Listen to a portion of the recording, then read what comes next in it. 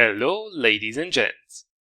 I was very much looking forward to today's episode of our Acid series because today's subject is actually one of my personal favorites, the Cromwell B.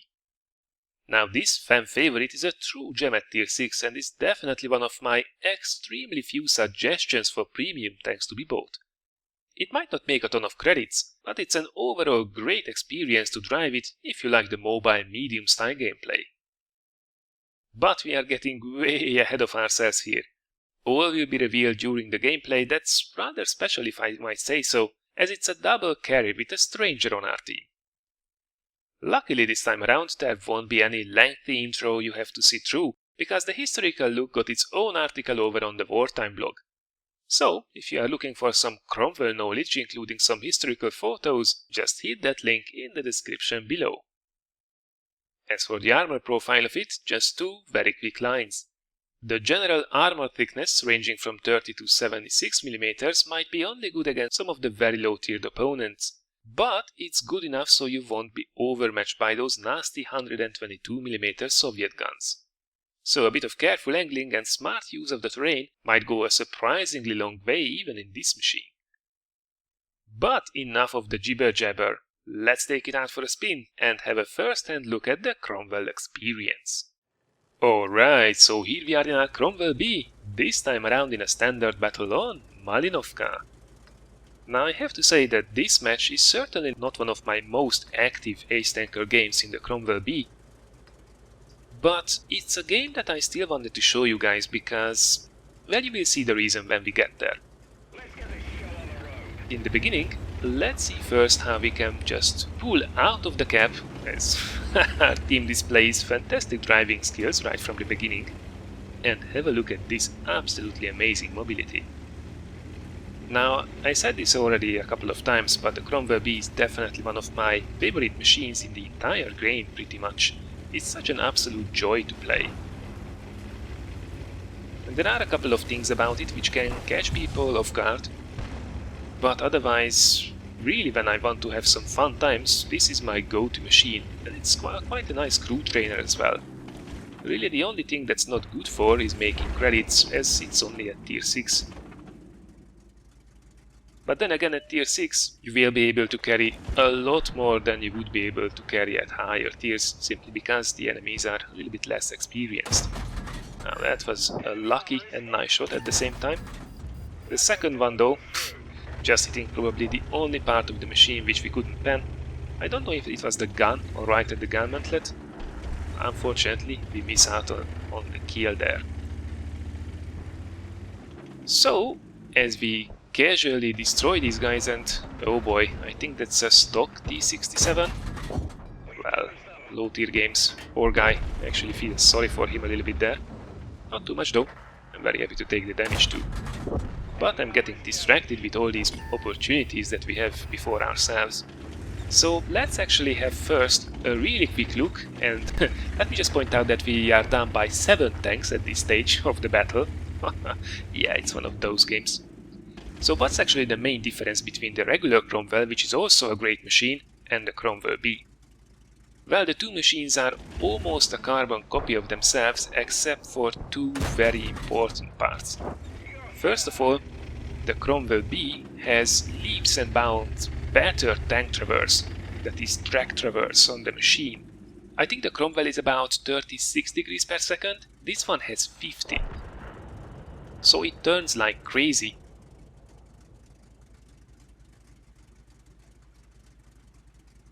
And if you add to that also the terrain resistances are definitely better in this machine, you have something that's really super mobile, and in close quarters engagements you pretty much will always have the upper hand, easily outmaneuvering your opponents, which can be tricky at times in the regular Cromwell. The only negative side, and that's really a minor thing, is that the dispersion while turning the turret is slightly worse in the Cromwell B, but that's about it. The rest is all the same, or as we did see, better. That's very unique actually, for machines that are premiums that are copying the regular tanks. If you like the Cromwell and don't own a Cromwell B yet, I definitely suggest picking these guys up. Now in the meantime we are down to very few tanks. There is a T1 Heavy and a VK camping down back at the waterfront, and there is an OI and an 82 camping the houses. So we are pretty much pushed in back to the base. Well, the team never really left it, did they? But the enemies are making amazing plays, like one by one driving out in the open. Basically just allow me to farm them. Now that pesky VK behind the house will take a couple of punts at me. And I have to say, I definitely feed too much of my health to him. But we still have a bit of time to discuss things, as I casually missed that there is actually a Lux behind us, who can easily spot me. Luckily our teammates will take care of him in just a second. Oh, and there is another guy. Sorry, I'm getting constantly distracted with all this action going on. But while we are ripping apart these guys and making these crazy plays, let's actually go over the main strengths of this machine. Well, we already discussed the mobility. It's super fast, it accelerates fast, it's agile as well, which means that it turns both the turret and the hull really well, so it's excellent for the circle strafing things. The gun itself is though the point that catches people really off guard, as we are getting here quite a bit of pressure from these guys. I think I definitely were a little bit too careless there, throwing away my health. And you will see the strengths and the negatives of this gun as well. The aim time on it is a little bit lacking. At 2.2 seconds it's not bad, but considering that you won't be able to use a vertical stabilizers on this thing, it means that you will have to aim for quite a bit. The accuracy on it as well is so-so. 0.35 meters, it's alright, it's not the worst thing in the universe, but if you add to it the relatively long aim time and the quite punishing dispersion values as you are moving the tank or the turret,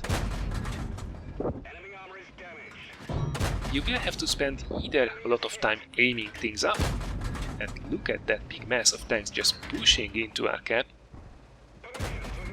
or you will have to take your chances. And you will see me miss a lot of shots here because I don't really want to sit out in the open for too long, unless I have to.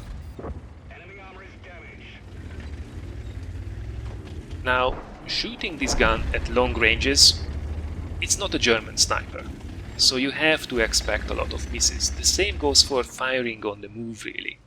This thing is amazing firing on the move if you are basically point-blank range circle strafing the enemy. Try that at mid to long ranges and the shells will go all over the place. So you really have to be aware of with what you can and with what you can't do. And then suddenly you will realize what it can do, it does beautifully. But let's get back to the game now, as we are scoring our 4th kill and we are approaching 3000 damage and the enemies are still making the same old mistake, and I swear that went right through the tank. Oh well, another missed opportunity. That was probably my own shooting. So let's catch up what actually happened. Well, you know, we were down by 7 tanks at one point. But thanks to the enemy's plays, we were able to hang on, and really, this is one of the reasons why I wanted to show you this. We managed to reduce a huge disadvantage here by working together with that VK, who is, by the way, a relatively inexperienced player. Someone we wouldn't expect great things from, and yet he is pretty much carrying this game here with me. And I have to give a massive shout out to our friend in the VK3601. Man, this was an absolute pleasure playing with you. So he is in a good position, a strong defensive position. He might not have left position in the beginning of the match, but him being there basically enabled us to do what we are doing here. So, intentionally or unintentionally, working here together proved to be rather effective. And the other thing I really wanted to point out, don't give up the games, even if it looks ugly as hell. At least decide, okay, so this game is probably lost, now I will just go for the damage. call it farming W18 or farming damage, whatever. Basically try to stay for as long as in the game as possible and do as much damage as possible. I think it's a really important thing to do because it will teach you how to get away, pull back, fire from cover, basically stay in the game, be a threat. And you can utilize that in your other games as well. And sometimes, just sometimes, it will be enough to actually pull it through. And you are getting these amazing games where you are turning it around completely and sail it home. Chinukai, completely tired of his life, trundles out in the open, and that leaves that pesky VK3002M who was firing quite a few shots into us. But now it's revenge time. Now the VK is under fire from him. I'm pretty sure that he's in the exact same spot, so now it's time to move up. I don't think he's firing at the VK anymore, so he's not distracted. I can't really jump on him. So I make here a call, I ask help from the VK, and oh, kudos to him, he responds by moving up. Basically my plan is here, just keep this guy spotted, keep him pinned, and then the VK come over to the other side, and regardless on which of us this guy will jump, the other will be in a position to take him out easily. I'm on a bit low health. Probably will only be able to take a shot from this guy, switch also to APCR, and then I make a huge mistake here, firing it into the tracks, and oh my god, did I just throw this game. I managed to put the other one through the upper plate with the APCR, and oh, come on, catch the guy, come on! Whew! VK once again to the rescue. Man, this was close. So, this was then one of my many ace tanker and high caliber games in the Cromwell B. Not that I would be that great in it, but the machine is just flexible enough to respond to the changing situation really well and carry reliably. As for the match itself, things certainly looked rather grim in the beginning, but using our view range advantage and refusing to give up certainly saved the day this time. Looking at the team results, it's really almost as if there was only the two of us with 10 kills and over 5600 damage between us. Big shout out to Nanus0766 once again. It was great to have you on the team, man. As for our own performance, 3200 damage and 5 kills are even nice for the Cromwell B, so I was really happy to take it, especially with a juicy 1427 base XP on top. Every little counts when it comes to training my British medium crews. And last but not least, we fired a whopping 42 shots, but only hitting 30 of them though, partially down to the gun's inaccuracy and partially down to my botched aiming. On the other hand, 27 of those 30 hits did go through as well, not that we would have to shoot particularly tough targets this time around. Right, this was then my take on the Cromwell B, a highly mobile little premium fun machine at tier 6. I hope you enjoyed this rather unusual Cromwell carry, and almost throw, and if you did, thanks a lot for considering giving this a like or sharing it. Over the weekend, the stage is once again yours with two great non-commentated replays. On Saturday you can watch a Borsig using the 150mm gun going on a real rampage, and then on Sunday it's time to see what that recent marathon reward tank, the T-44-100, is capable of with an RNG field replay from none other but America's indignant Beaver. As for me, however, let me already wish you an excellent weekend with hopefully a lot of gaming time, and I already look forward to seeing you again on the channel by next week. Take care and see you soon.